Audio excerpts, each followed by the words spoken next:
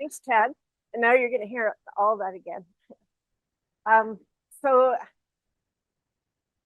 I could give a geology talk today, but you probably forget all of it by tomorrow morning. And um, I was thinking about it. My crusade this year as international exchange lecturer has actually been talking to students mostly about a potential career in economic geology, which has to be the best career ever. And it concerns me that so many universities are not filling economic geology positions in terms of professors, and their programs have kind of dwindled. And so, how do you find out about it? And I think that economic geology is actually more relevant than ever right now because there's a constellation of different minerals and elements that are critical for the clean, green new economy. So, where are those people going to come from? So that's what I want to talk to you about today, and using my career as sort of a model for that.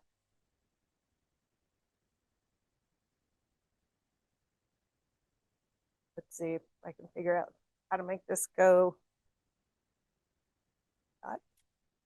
Okay. So how many people here are undergrads? Some. And the rest grad students? How many people have even a nominal interest in economic geology? Oh, good. Lots, right?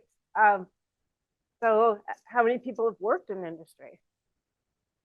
Couple. Yeah, some. Okay. Steph, you don't count. Okay, so what is mineral exploration about? I would call it the art of identifying an opportunity at an early stage and turning it into a mine and making money for your shareholders. So there's actually lots of avenues that you can take, and I'm sure a lot of people have this idea that an economic geologist is the miner 49er guy out there with the rock pick chunking on rocks and going, oh, eureka, I found gold.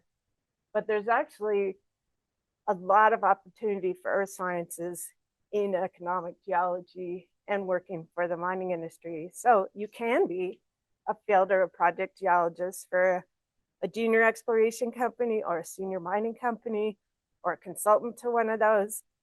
And you can work in early stage prospecting or development or even for a mining company. But there's also a technical track. Maybe you have 3 kids and it's hard to get out in the field for weeks at a time. You can do ore deposit modeling or GIS or metallurgy or geotechnical engineering or mining engineering that don't require as much field time. Excuse me. Or you can get on the environmental track. Sustainability is really important in mining these days. Make sure that you don't harm the environment and the communities that depend on you. So you can get into things like hydrology or permitting or even sociology. There's also a management track. If you're thinking you'd like to run a junior exploration company or get into higher level management for a major mining company, or there's a finance track. A lot of these junior companies are financed by investment banks, and they need analysts to go around and look at properties and tell them if it's worth investing in. So lots of ways you can go in a career. It probably will involve a fair bit of travel, and it can be cyclical. It can be high risk and high reward. And one of the reasons might be hard to see the fine print here is that mineral discoveries aren't static. So here is the curve for a discovery that goes all the way from prospecting right through to an operating mine. This happens about 1% of the time, but at some point you're going to catch this curve at various places. So this is a low value of your company and high value of your company and property, starting from, concepts and prospecting. And then at some point you get lucky, you drill a hole and you make a discovery. And then all of a sudden Lots of money comes your way, your company's worth a lot of money, and you go up that curve until roughly you define a resource, and then it goes into more and more engineering and development, and you can see that curve goes down because you're spending a lot of money, you're not putting out sexy results, and no one cares. If you are a geologist that likes the early stage things, you might be out of a job at that point because all the money's going toward paying engineers. But if you stay on the roller coaster and you actually go into development, build the mine, the worth of the company theoretically will go back up. So whatever you think about a career in economic geology, it's probably not what you think, and it probably doesn't necessarily involve as much geology as you might imagine. You can stay a scientific geologist your whole career in that industry if you want, but most people climb a ladder of increasing responsibility, and by the time you're running a project, there's a whole lot of things you're going to be doing that are not geology. So I kind of jotted down all of the things that I have either done or supervised or worked with consultants or other colleagues with on a big mining project. So the first ones are obvious: target generation, compilation, planning, mapping, all the things you kind of think about. Then you go into increasing levels of mechanization with planning drill holes and logging them and putting them into a model, doing quality assurance, quality control, data management. And then there's a whole host of other things that just come with the job. So supervising drills, claim staking, budgets, check, road construction, reclamation, permitting, community outreach. Sometimes as a geologist and a project manager, you are the first person on the ground in a new place, and you're the interaction between the company and the locals there, and earning your social license is absolutely critical to having a successful project. And the last one on there, marketing. That's actually a lot of fun. Talking to bankers and investors who tend to be non-technical and trying to convey what your project means. So this is a typical day in the life of a mineral exploration geologist managing a relatively large project. So maybe the first thing you do is a safety meeting with your drill crew. And then you go look at all the core that got drilled overnight and review it with the logging geologist, and then making the plan, shutting down the holes, moving the drills.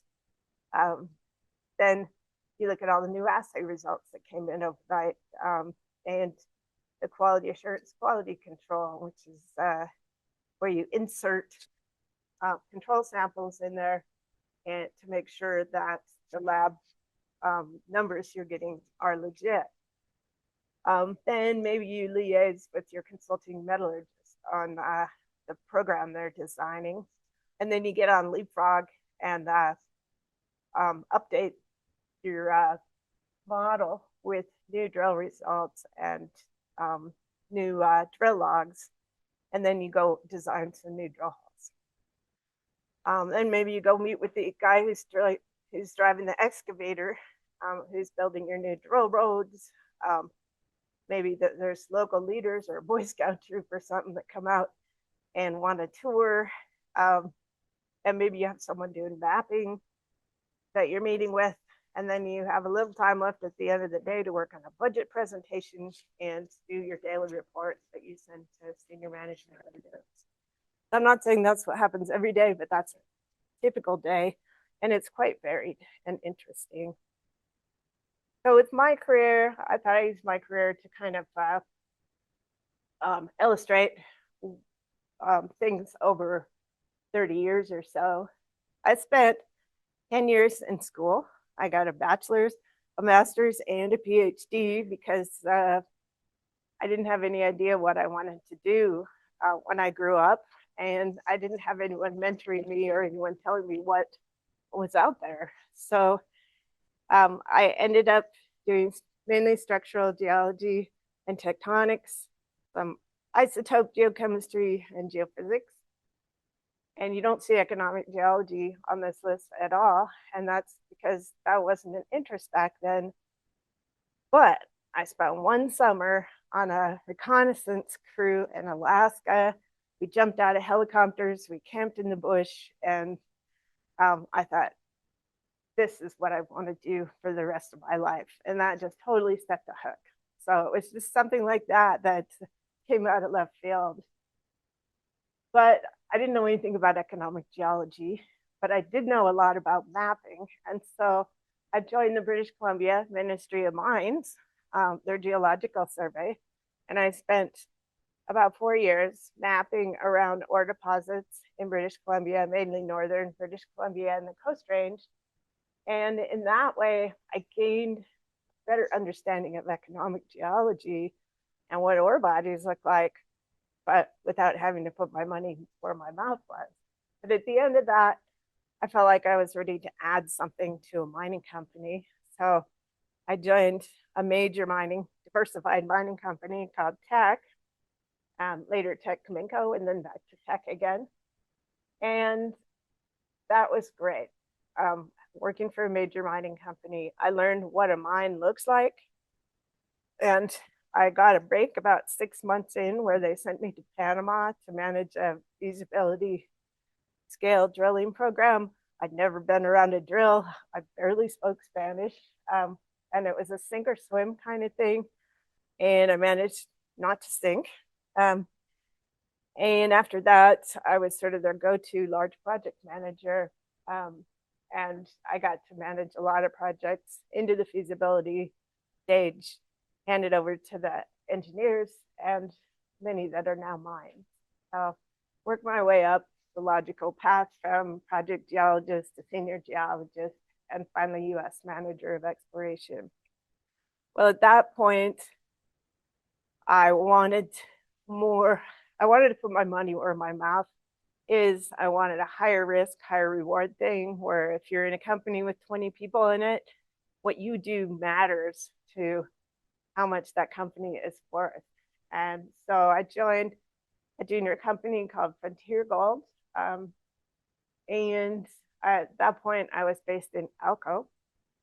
3 years later, we sold that company for $2.2 billion to Newmont. And that is exactly the kind of experience I hope to have, even though it is very rare. And I'll tell you a little more about it in a few minutes. Then we spun out a company with the same people, and I was VP exploration for a company called Liberty Gold until last year when I decided that I didn't need to work full time anymore. So right now I'm semi-retired. I ski a lot midweek, and I'm on the board of directors of two companies. One is a silver base metal developer in Mexico. I was a founder of that company, and also a gold mining company based in Ghana. And I also advised a couple small exploration companies in Yukon. So I was still keeping a handle on it and doing stuff like this.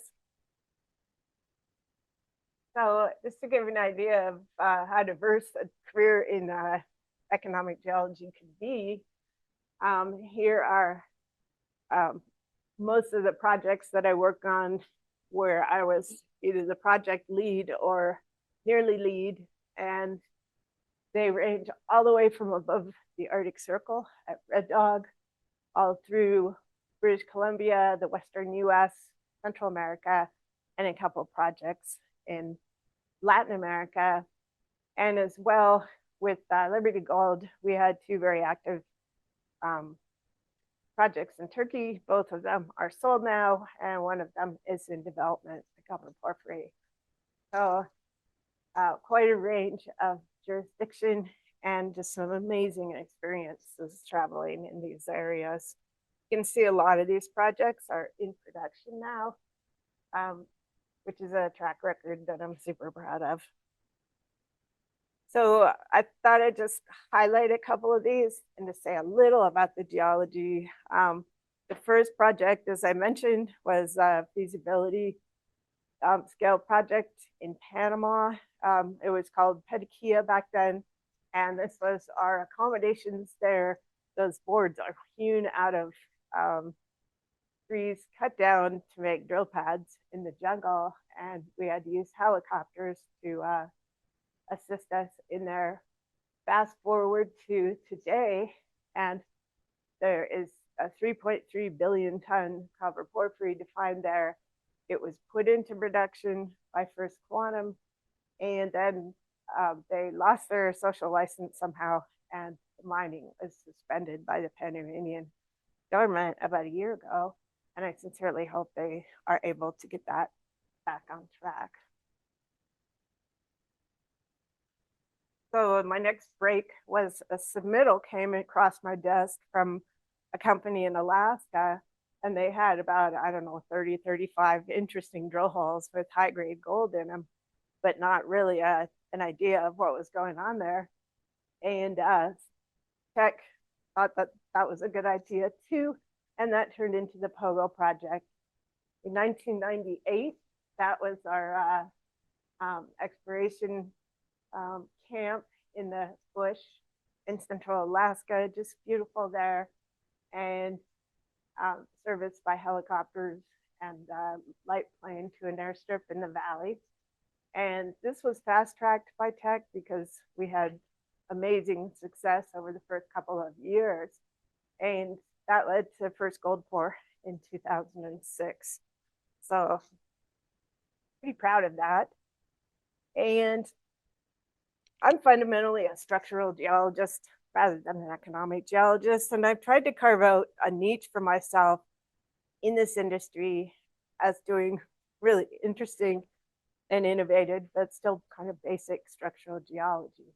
So the key to unlocking value on this deposit, it's a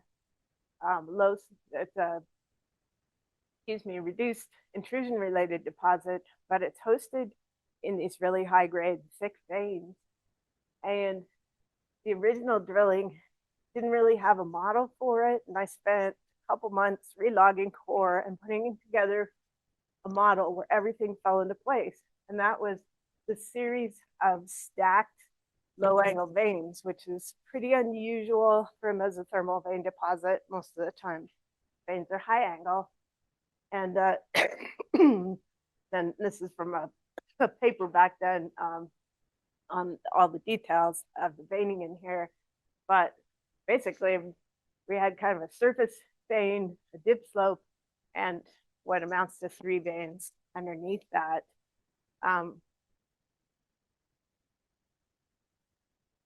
What was really exciting is we accessed the vein underground, and we managed to hit the vein within a meter of how we had it modeled, which was a super exciting day for us.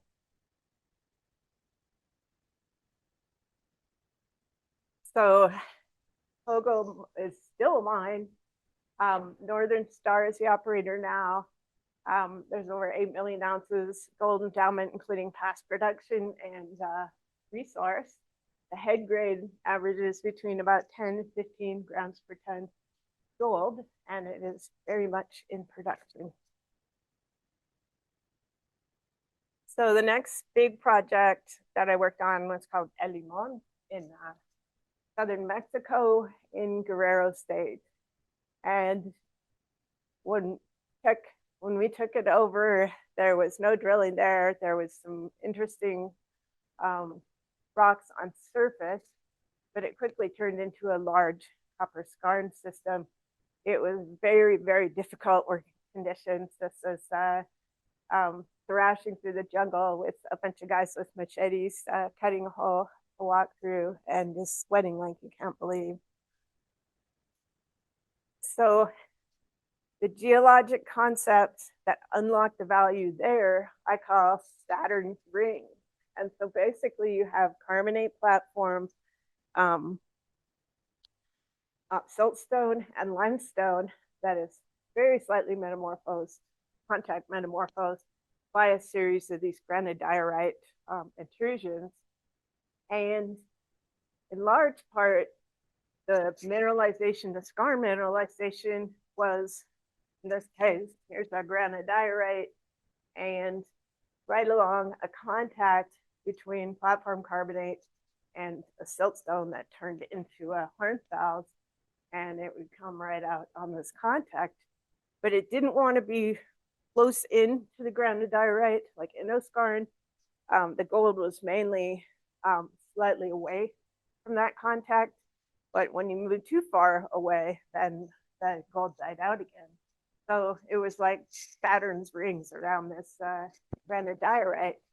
We started out where it outcropped up in the upper elevation, which was called El Limon.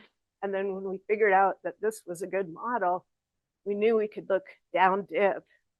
And sure enough, there it was. And that turned to Los Guajes and La Maria. So,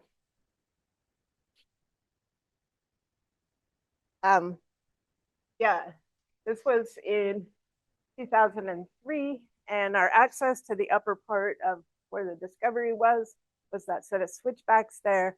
We used to have to back up a switchback and then forward and back and do that on the way down too. And the local guys, the workers, didn't want to ride with me because they didn't think a woman could be skilled enough to pilot a vehicle through those switchbacks. But when they were told they could walk, they got in a vehicle. And we all lived. So, and here's a bunch of the guys working in the bush. So we ended up defining about 3.5 million ounces there. And here's from almost the same place, looking at what it looks like today. And it is a Torex Gold operates it. There's only over 10 million ounces of resource endowment and growing quickly. It's the second largest gold mine in Central America by annual production. So quite a feat of engineering in a really difficult place. Long Canyon, this was my first experience working for a junior company. My new boss told me that he really kind of liked this this prospect that was out between Elko and Wendover, and could I have a look at it? And this is one where I had an epiphany on the very first day that, again, a structural model that guides exploration and unlocks the model. I call it the Dolostone Megabeam model. And you can see this is a sediment hosted gold deposit. So it's very dependent on what the sedimentary rocks are doing. And these are all platform carbonates and siltstones and stuff. So here I am, I'm standing on basically flat-lying limestone, and under it right here is flat-lying dolomite. But if you walk right over here where this little bush is, all of a sudden the limestone isn't flat anymore, and it looks like that. And so what's happened here is the dolostone that still has flat fabric in it right up to that edge has broken and pulled apart, and the limestone has pulled down into the gaps and pulled up into the gaps. This leaves a really good place for subsequent shearing and brecciation because you have such a weird competency contrast.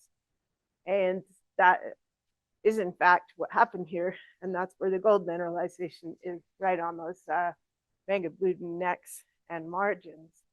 But this was so cool to see, and just be standing here, and then all of a sudden things just take a dive.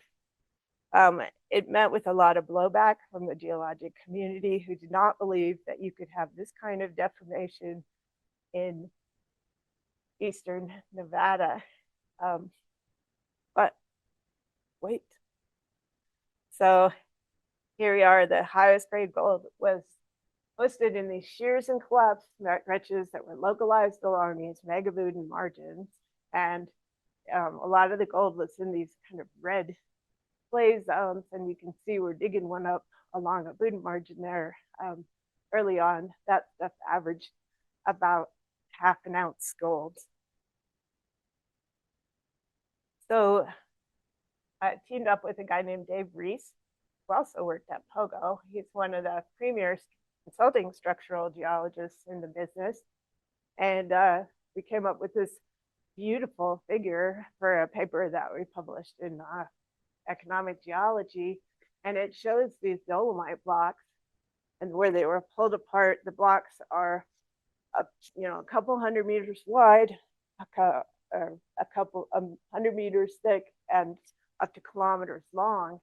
And you can see how the red stuff, the high grade gold, is really concentrated on shears in these good necks along the margins.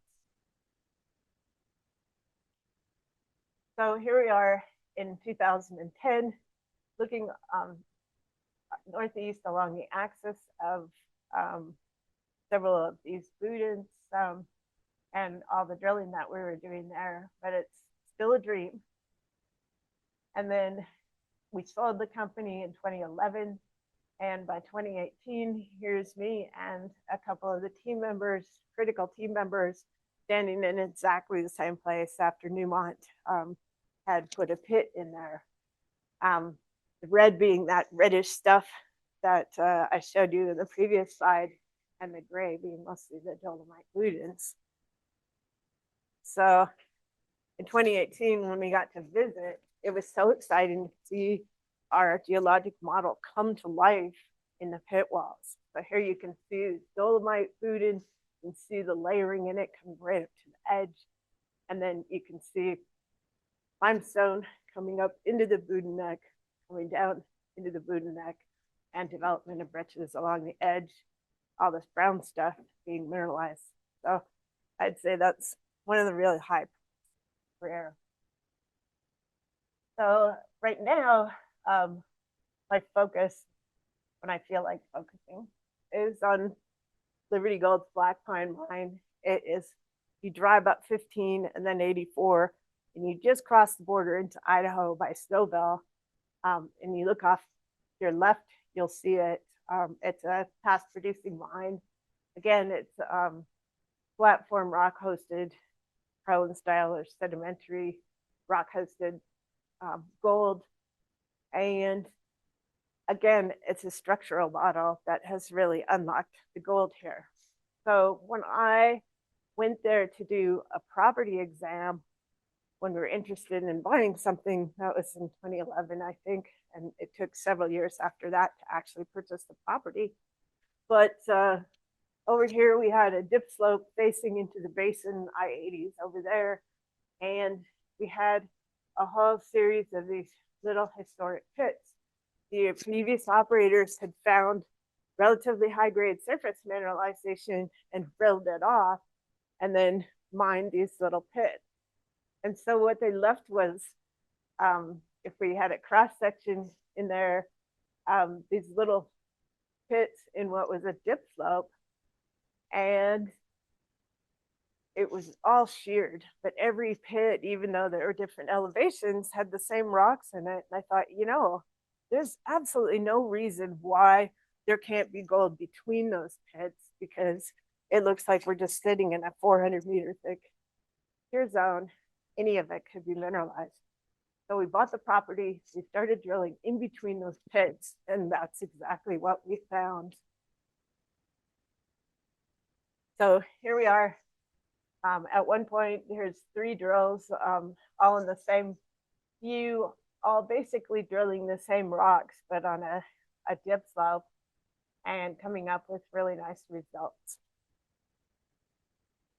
And here is the finished project. This is the 2024 mineral resource. There's about 3.5 million ounces in here with a cutoff of 0.2.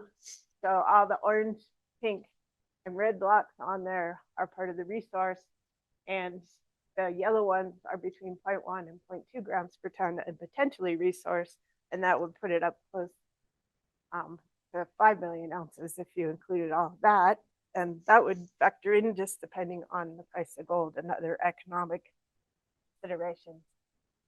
But it looks a lot like that really simple model on the previous page. So hopefully that is a mine of the future. Anyway, that is some of the highlights of my career and how I use structural geology to come up with these concepts and test them, and got really lucky, I guess. So in general, if you're starting out in economic geology, chances are you're going to spend a lot of time with core samples. How many people have been around drills or drill core? Lots. Okay, so you know the drill. And it's really interesting because a lot of companies, well, they don't think of it as being a privilege to do core logging. But if you think about it, that's where the money goes when you're doing exploration. And that's where discoveries are made. And they need their best and brightest people to be doing that core logging. And that's where you come in.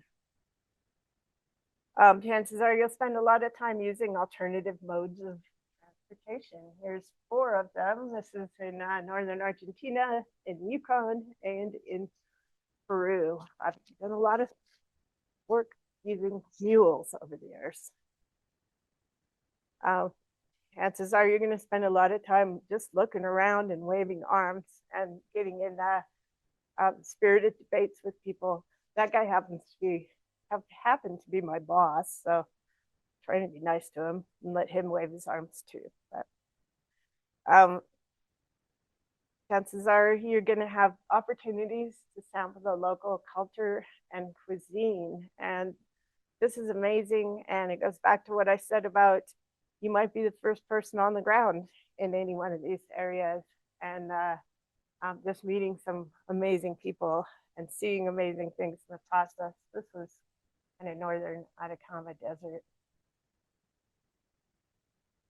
I think one of the best things about a career in economic geology is the lifelong friends that you make. If you're working in camps or you're working intensely on a project together, you form this bond with people that's almost like no other. And this is the crew in Alaska in 2008. Called it my dream team at the time, and I'm still Facebook friends with these people, even though that was a really long time ago. Because you're friends for life. Here's another dream team. This is the Long Canyon Dream Team in 2009. I'm Facebook friends still with all of these people. So yeah, I can't emphasize enough. And you see people at conferences, or you just run into them in an airport or something, and it's like old family and friends day. And hopefully, if you are successful, you'll start getting a little credit for it. So some more highlights. This was cutting the cake at the Society of Economic Geologists 100th anniversary awards dinner. I was president of SCG at the time, and all those people back there, most of them are past presidents of SCG. A really special night. In the middle there, that was Tech's annual report during the Pogo days. It's the one and only time, past and present for 60 years, that an exploration group and an exploration project has actually made the cover of the Tech annual report.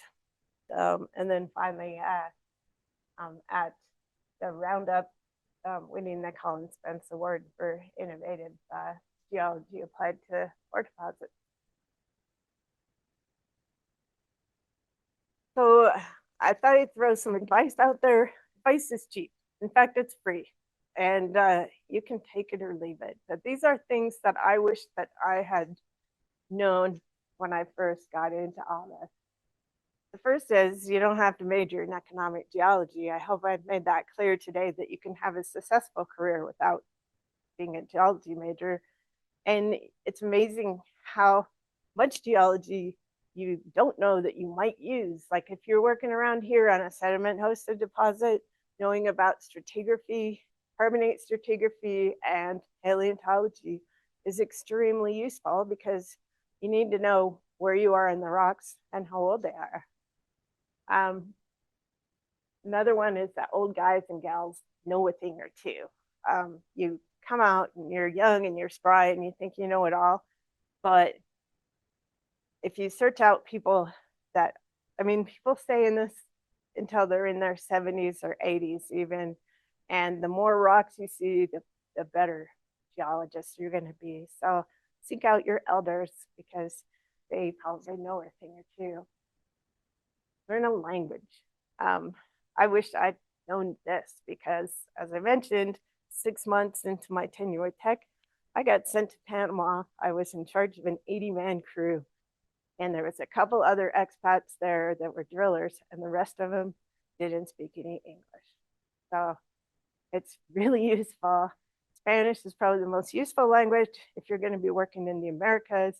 French if you're looking at places like West Africa, but by all means, learn a language.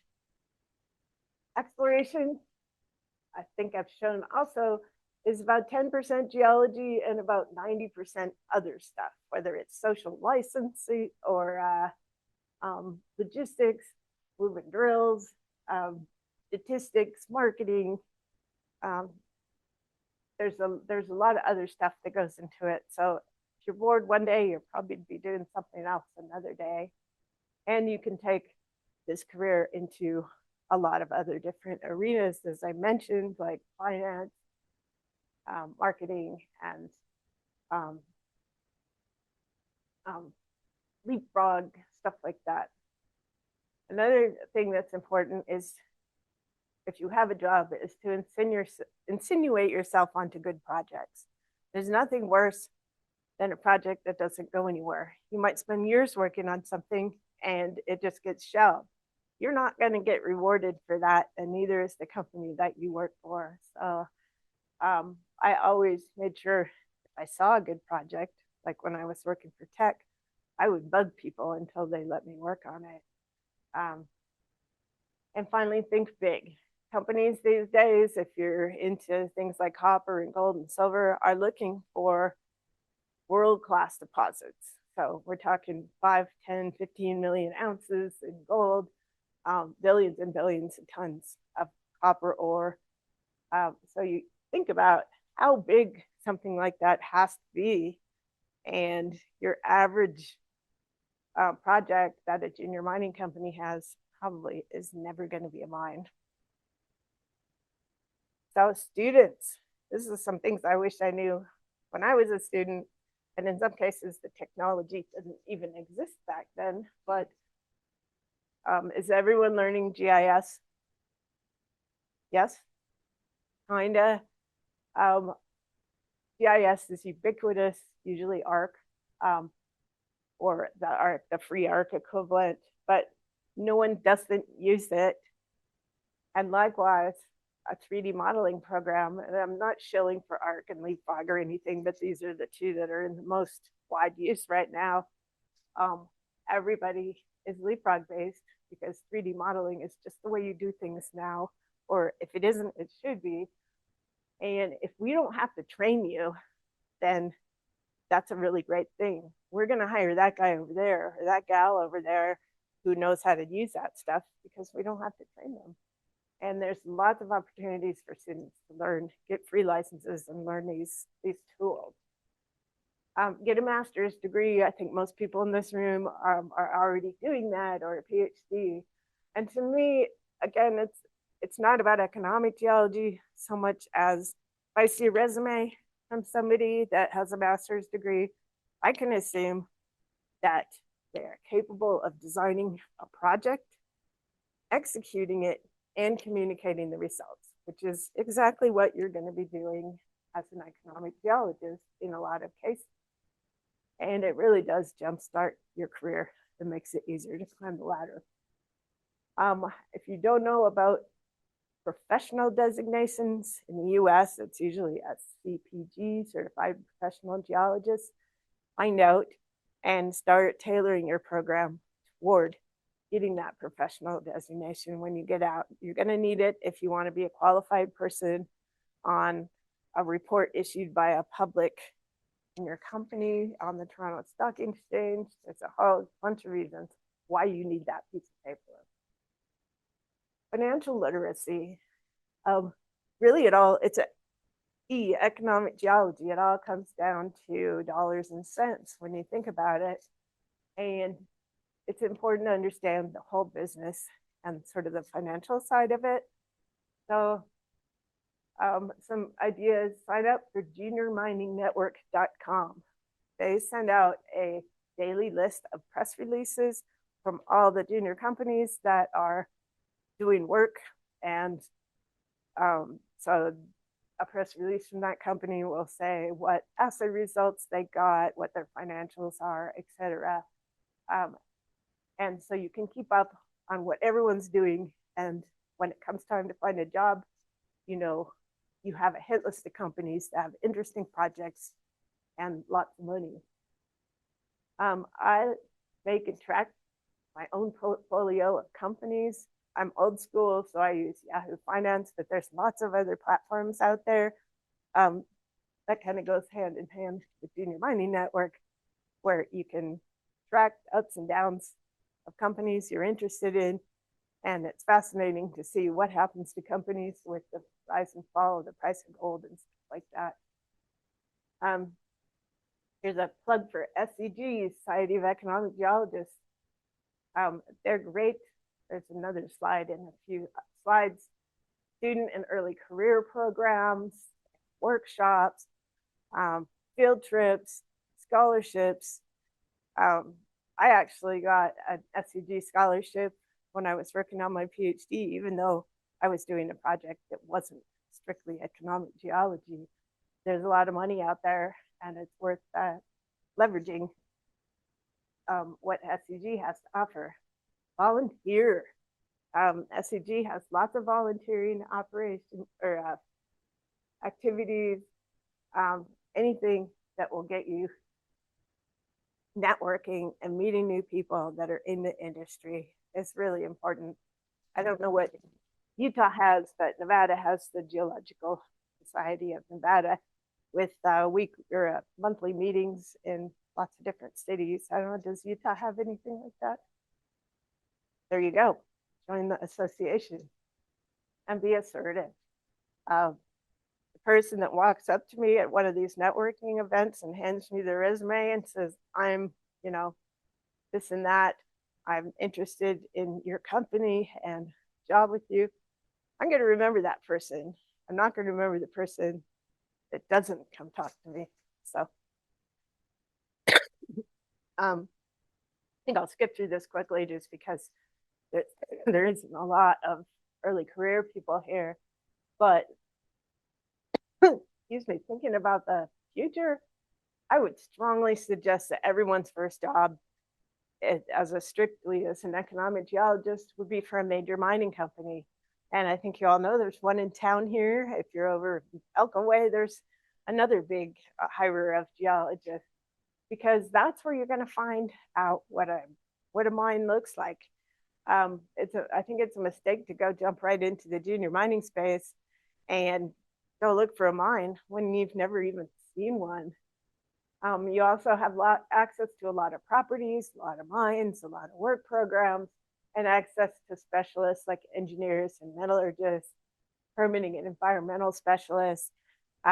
It's really interesting, and you might decide that that is actually the direction that you want your career to take, that maybe instead of straight geology. Important to embrace lifelong learning and new technology. AI is hitting the space around resource modeling like you can't believe right now, and all the mines are starting to employ it to be more efficient. It's really important to stay on top of that stuff. I mentioned before, let's understand the industry and the financial side of it, not just the rocks. Consider working only for companies that are well financed, that have great properties, and also a good relationship between management and you. Um, and finally, I'll say it again, only work on the best properties. Don't waste your time on ones that, you know, use your knowledge. Say, is this ever going to be a mine? Is there a clear path to at least a couple million ounces or 1 billion tons or whatever it takes? And if the answer is no, if you can afford it, walk away. So just imparting, first of all, I think that I know it doesn't sound sexy, but it's really fun. And it just concerns me. And part of the reason I'm here is because a lot of departments are cutting back on their economic geology staff and programs. And I'm just concerned that at the same time, we are going to be more relevant than ever because of the clean, green new economy and the need for a lot of obscure minerals like lithium, cobalt, graphite, nickel, REEs, and some major ones like silver and gold and copper. They're all going to be in short supply, and they're really going to start hampering goals to be clean and green. So there's a place for you in this, and it's only going to grow. That graph over there shows World Bank's estimate of annual demand from energy technologies, and you can see from 2018 there's going to be 500% increase in the amount of lithium we need in graphite, cobalt, and you're the ones that are going to go out there and find it. Talked about AI and technologies, and also just a reminder that you don't have to spend your whole summer in the field if that isn't what's right for you. There are lots of ways to interact with the mining industry and have a great career, even if you have a family, kids, or maybe you just don't like to go chunk rocks. So there's enough out there that you can choose what's right for you. So another plug for the Society of Economic Geologists. There's 6,000 people, mostly geosciences, in there, and it's a great way to network either virtually or in person. There's student research grants, grad student fellowships, student field trip program, and a mapping course. There's lots of online content. It's deeply discounted for students. Students can join for, I don't know, $20, $30 or something like that. And just go to secgweb.org, sign up, and or click on that thing. So anyway, that's all about SEG, and that's my talk.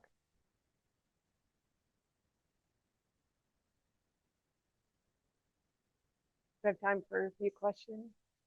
Good till 1:30. Any questions?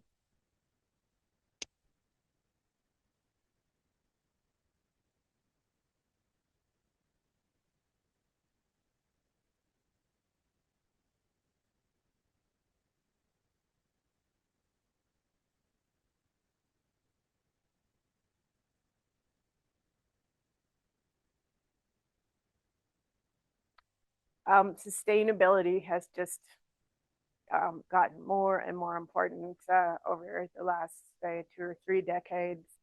And more and more companies are being much more transparent about it. And I think what's also driving that change is that a lot of banks will not lend money to your company unless you've got that sustainability part figured out. As far as making smaller footprints, I don't think it's had an impact, although there are some jurisdictions, like right now, Mexico is considering an outright ban on open pit mining.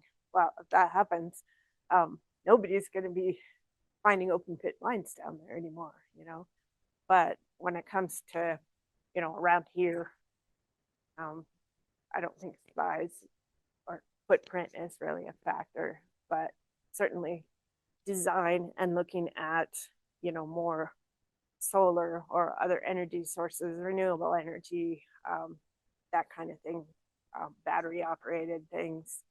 That's definitely worked its way into mine design and stuff now, and in reclamation plans.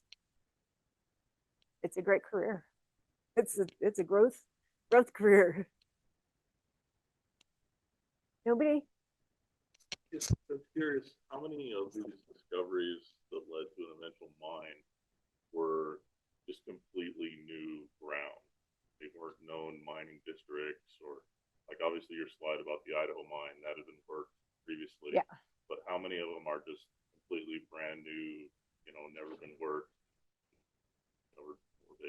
The ones I talked about, Pogo, I didn't personally discover it. The people that sent me the submittal did, and that was follow-up of stream silt sampling.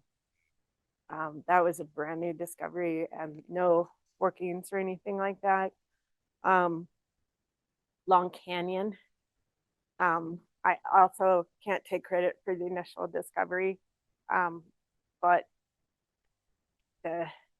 one of the predecessor companies did leg sampling of dry streams and followed that up, and that was in the early 90s. So both of those are brand new discoveries.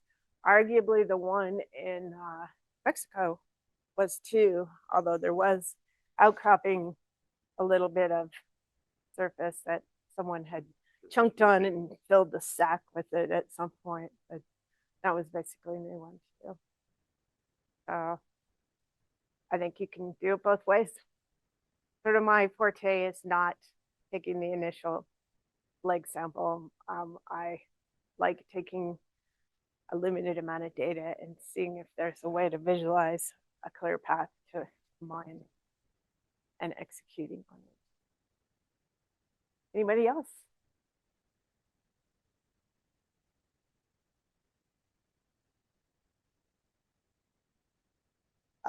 Well, in terms of these exploration projects, you saw the two of those teams. Yeah, yeah. Well, actually, one of those guys on the second slide, two of the guys on the second slide, one was the drill foreman and the other one was the surveyor. But yeah, on a larger project, 6-8 people is pretty typical. Not everybody, and around here, not everybody's gonna be there at the same time because they're taking 2 weeks on, a week off, sort of thing. But that's a pretty typical size for around here. In other countries, you have crews that are massively more people because around here it's like all about efficiency and you cost a lot, so you're going to have to do all this other stuff that normally other people would do.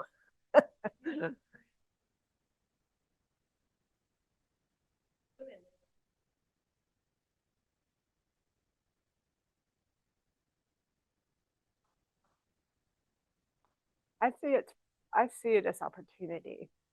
So in general, I have never really had an issue with that stuff. I mean, I'm a Me Too person. I've been assaulted a few times or attempted. I'm strong, but um, certainly back like in the pogo days and stuff, I was such an oddity that people are.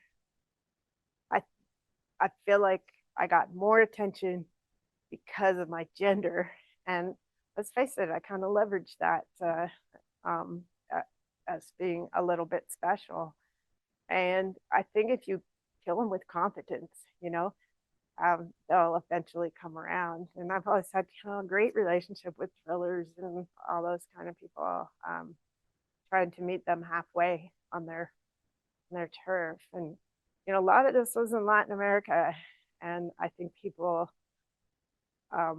valued authority over gender down there, and I actually found it a little bit easier than working in North America. So I think that, and Steph over here, I don't know how many people know Stephanie Mills with the Utah Geological Survey. she's put together a really impactful talk about women in, these mining jobs, and found that they tend not to be promoted as quickly as men, and they start at a lower level, and then throughout the course of their career, they never catch up. So I would say I'm a little bit of an anomaly in all that. And that's why I said be assertive. That's doubly true for women and visible minorities in this, because they tend to be not promoted as quickly as others. That's the right person to talk to about that stuff, though. Anybody else?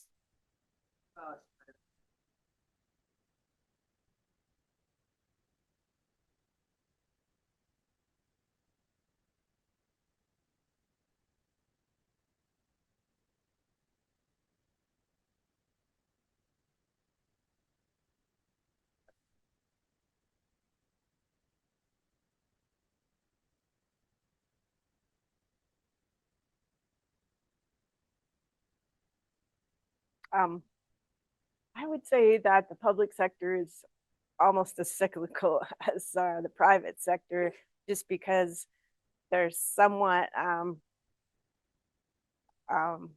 exposed to the whims of state legislatures and, you know, funding issues and stuff. Like I started out with the BC government, and after 4 years, there was barely any money left to do anything. So that's part of the reason I left. Even though there was a lot of money when I started, um, I would say a Newmont or a Rio would actually be more stable than a lot of, speaking for Nevada Bureau of Mines, it seems like they hire people on postdocs and stuff, but I don't know how many people they hire full time. And US Geological Survey, which is actually what I wanted to do when I was in college, um, they're always doing these, reduction in forces and hiring freezes and stuff like that. So I think probably the private sector might actually be more stable, and certainly a Newmont or a, because like a Rio, they have projects all over the world, right? So if they're scaling down on this one, they can uh, put you on another one, you know. So that kind of smooths out the ups and downs. But and you do get paid more, yeah, than working for the public sector.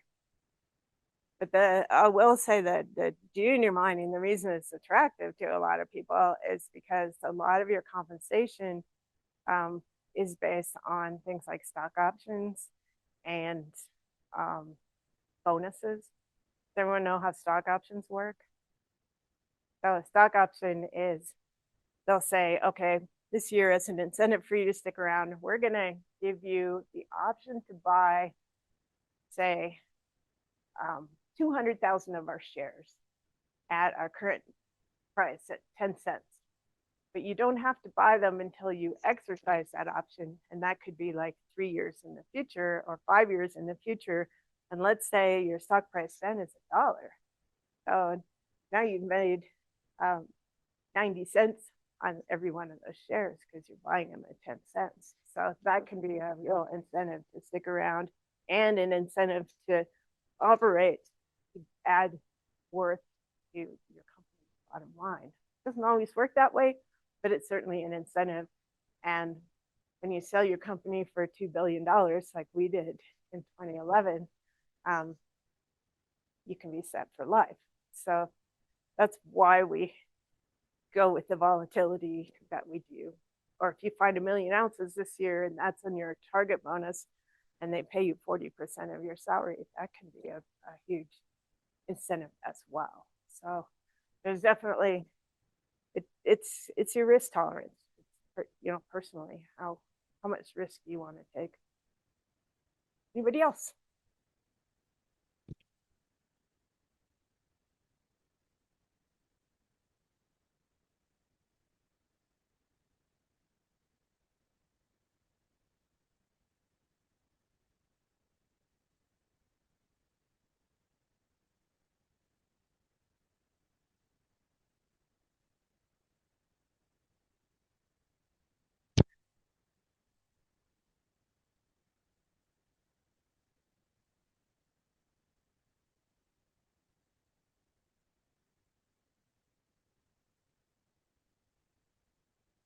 So I think COBOL are full of shit when they say that. But the jury is still out. We'll see. I mean, yeah, that's what you hear about the most with AI and exploration is taking these diverse data sets and basically telling the data sets, you know, this is important, this is important, this is important, find me places.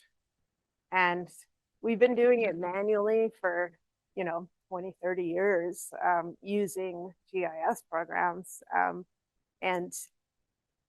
But I think machine learning and AI work the best when you have a really data rich environment. So where I've been using it lately is, or at least the people that I'm interacting with, is at this gold mine in Ghana. And what they're doing is they're taking, you know, some types of deposits are really difficult to model. And one type that is very common worldwide is an orogenic gold deposit in Archean rocks, because you have these veins going everywhere. And there's a lot of failures associated with getting it wrong. So getting it right, if you have like an open pit mine and it's got a lot of blast holes and stuff, you can take that data and you can tell the program what direction you want it to see based on, you know, log and core and saying these are the primary directions of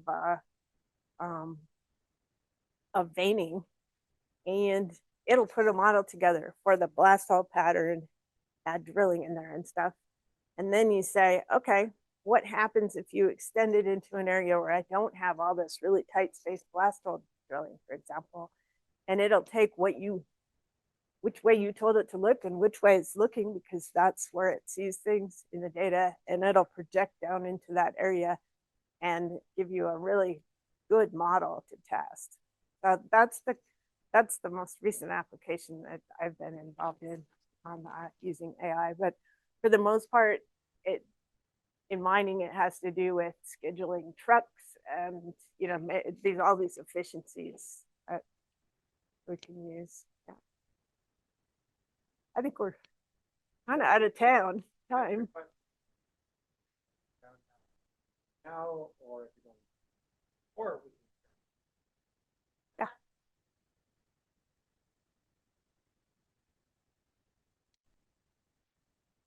Yes, we can. We are SUG fellows. Yeah.